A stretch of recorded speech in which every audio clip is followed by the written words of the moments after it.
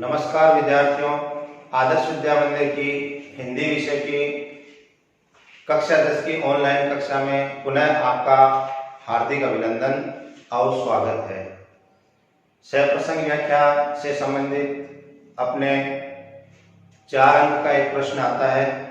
उसी श्रृंखला के अंतर्गत अपने प्रथम अध्याय की सहप्रसंग व्याख्या करने के पश्चात दूसरे अध्याय को अपने पिछले ऑनलाइन वीडियो में प्रारंभ कर चुके थे और उसका प्रथम पद्य की सहप्रसंग व्याख्या अपने कर चुके थे।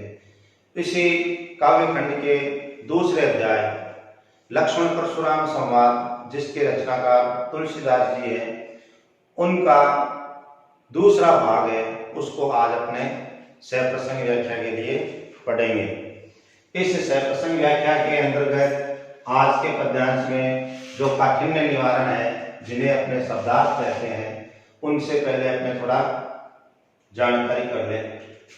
सो वह बिलगाओ अलग खड़ा हो जाए, बिहाई छोड़कर, समाजा सभा समूह भी कह सकते हैं आप, नैत नहीं तो जेह ही जाएंगे, अवमाने अपमान, परशु धरई परशुराम, धनुहि छोटे छोटे धनुष, ललिकाई बचपन में, अहि असिरीस ऐसा क्रोध, ऐसा गुस्सा भी प्रयुक्त कर सकते हैं आप, की नहीं किया, गोसाई स्वामी, एक धनु इस धनुष, के ही हेतु किस कारण, रिसाई क्रोध, काल मृत्यु,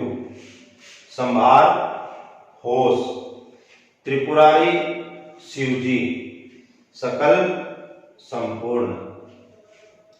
ये विद्यार्थियों इसके काठिन्य निवारण गोसाई है, वो भी यहाँ पर परशुराम जी के लिए प्रयुक्त हुआ है। परशुधरई, यह भी परशुराम जी के लिए प्रयुक्त हुआ है। और भृगुकुल केतु, भृगुकुल की ध्वजा अर्थात भगवान परशुराम जी, उनके लिए प्रयुक्त हुआ है। ये इसके कुछ काठिन्य निवारण आपका हो चुका। काठिन्य निवारण होने के पश्चात संभवतः सहप्रसंग व्याख्या करने में अपने को कोई कठिनाई का सामना नहीं करना पड़ेगा। सहप्रसंग व्याख्या का प्रश्न शुरू करने से पूर्व विद्यार्थियों, आप सबसे पहले प्रसंग लिखेंगे। प्रसंग के अंतर्गत हम क्या लिखते हैं उसको देखिए। प्रस्तुत पद्यांश हमारी पाठ्य पुस्तक में संकलित लक्ष्मण परशुराम संवाद नामक शीर्षक से अवतरित है, जिसके रचनाकार गोस्वामी तुलसीदास है। यहाँ पर सीता संयमवर के समय भगवान श्री राम द्वारा शिवजी का धनुष तोड़ दिए जाने के पश्चात यह बात परशुराम जी को मालूम होती है, तब वो उस संयमवर की सभा में आ जाते हैं और उस समय जो लक्ष्मण जी और परशुराम जी के मध्य संवाद होता है, उसका वर्णन करते हुए तुलसीदास जी कहते हैं। ये इतनी बात सारी प्रसंग में होने के पश्चात आप सहप्रसंग व्याख्या के लिए तत्पर हैं। व्याख्या के अंतर्गत आप पहली पंक्ति से समझते हुए चलिए। सो बिलगाओ बिहाई समाजा, परशुराम जी सभा में घोषणा करते हैं कि वह राजा जिसने यह शिव जी का धनुष तोड़ा है, वह इस राजाओं की सभा से अलग खड़ा हो जाए। नैते मारे जय सब राजा, अन्यथा उस एक अपराधी के कारण सभी राजा है वो आज मारे जाएंगे या मौत के मुंह में चले जाएंगे। परशुराम जी के यह कठोर वचन सुनने के पश्चात लक्ष्मण जी कहते हैं, सुनि मुनि वचन लखन मुस्काने, परशुराम जी के क्रोधाग्नि से युक्त वाणी को सुन करके और लक्ष्मण जी मुस्कुराते हुए बोले, परशुधरी अभिमाने, परशुराम जी का अपमान करते हुए बोलते हैं। बहु धनुहि तोरि ललकाई, कबहु न असी रीस कीनि गोसाई।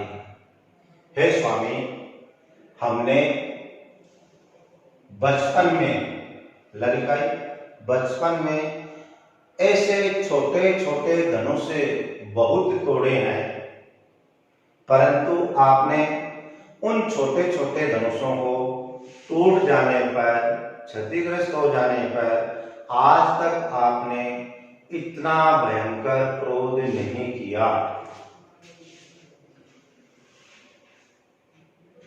यही धनु पर ममता के ही हेतु। हे मुनिवर, आप बताइए, इस पुराने जीर्ण शीर्ण धनुष पर ही आपके इतने ममता, आपका स्नेह, आपका प्रेम क्यों है? सुनि रिसाई कह भृगुकुल केतु, भृगुवंश की ध्वजा कहलाने वाले परशुराम जी लक्ष्मण जी के यह कड़वे वचन सुनकर के क्रोधित हो गए।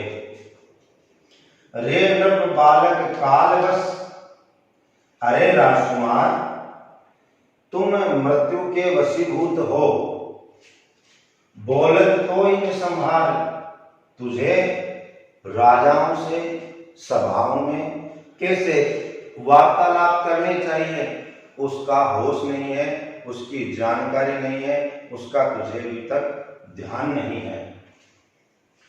धनुई सम त्रिपुरारी धनु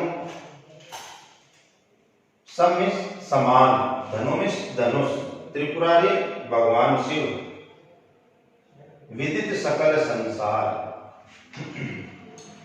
तुमने इन छोटे छोटे धनुषों को भी भगवान शिव के इस पुराने धनुष के समान मान रखा है। यह आपकी अनभिज्ञता है। शिव जी का धनुष है, वो अन्य छोटे छोटे धनुषों के समान नहीं है, ऐसा सारा संसार जानता है। आप कह रहे हो बचपन में हमने छोटे छोटे धनुष बहुत तोड़े, परंतु आपने ऐसा क्रोध नहीं किया।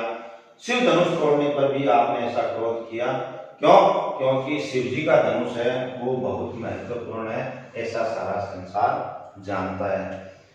प्रसंग व्याख्या 2 बिंदु पूर्ण होने के पश्चात विद्यार्थियों, तीसरा बिंदु इसके अंतर्गत है समालोचना, समीक्षा, टिप्पणी, विशेष, मूल्यांकन, इनका रहता है। ये जितने शब्द बोले हैं ये सभी एक ही समालोचना के अनेकार्थ हैं। आप इनमें से परीक्षक पर समालोचना शब्द प्रभाव अधिक डालता है, उसका प्रयोग करेंगे। समालोचना लिखने के पश्चात उसके अंदर आप निर्धारित जो 4 बिंदु है, आपको पीछे के ऑनलाइन वीडियो में भी बताए थे, उन बिंदुओं का पुनः दोहरान आपको करवा रहा हूं। पहला बिंदु लिखेंगे, अनुप्रास अलंकार की छटा दर्शनीय है। अनुप्रास अलंकार की पहचान विद्यार्थियों, एक ही वर्ण की आवृत्ति एक से अधिक बार आती है वहां होता है। जैसे बिल, गाई, बिहाई, बै वर्ण की आवृत्ति यहाँ पर हो रही है, ये अनुप्रास अलंकार की पहचान है। बहुत ही आसान है अनुप्रास अलंकार की पहचान, पीछे की वीडियो में भी आपको समझाई थी।